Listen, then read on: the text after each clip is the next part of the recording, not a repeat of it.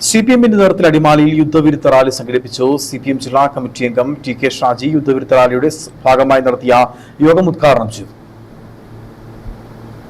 പശ്ചിമേഷ്യയിൽ സമാധാനം തകർത്ത് ഇസ്രയേൽ അയൽ രാജ്യങ്ങൾക്കെതിരെ യുദ്ധം നടത്തുന്നുവെന്നും ഇസ്രയേലിന്റെ അധിനിവേശ നടപടികൾ അവസാനിപ്പിക്കണമെന്നുമുള്ള സന്ദേശമുയർത്തിയായിരുന്നു അടിമാലിയിലും സിപിഎമ്മിന്റെ നേതൃത്വത്തിൽ യുദ്ധവിരുദ്ധ റാലി സംഘടിപ്പിച്ചത്.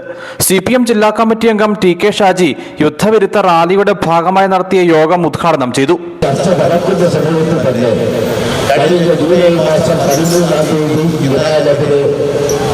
ഉഗ്രമായ യുദ്ധം അഴിച്ചുവിടുകയാണ് ചെയ്തിട്ടുള്ളത് എന്നുള്ളതാണ്. അന്താരാഷ്ട്ര നിയമനങ്ങളും അതുപോലെ തന്നെ യുഎൻ ചാർട്ടറുകളും എല്ലാം പറയുന്നുണ്ട്. ഒരു സ്വതന്ത്ര രാഷ്ട്രത്തെ ഇറാനെ തകർക്കുന്ന നിലയിലേക്ക് ഇസ്രയേൽ യുദ്ധം പ്രഖ്യാപിച്ചിരിക്കുന്നത് അന്താരാഷ്ട്ര നിയമങ്ങളോടുള്ള വെല്ലുവിളിയാണ് എന്ന് സിപിഎം ഇതിനകം തന്നെ അസംയുക്തമായി പ്രഖ്യാപിച്ചിട്ടുള്ളതാണ്. സിപിഎം സംസ്ഥാനത്ത് എല്ലാ ലോക്കൽ കേന്ദ്രങ്ങളിലും യുദ്ധവിരുദ്ധ റാലിക്ക് ആഹ്വാനം ചെയ്തിരുന്നു. സിപിഎം അടിമാലി ഏരിയ കമ്മിറ്റി ഓഫീസിന് സമീപത്തു നിന്ന് ആരംഭിച്ച റാലി ടൗണിൽ സമാപിച്ചു. സി.ഡി. ഷാജി അധ്യക്ഷത വഹിച്ചു.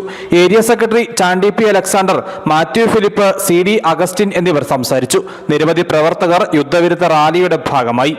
News bureau, Adimali.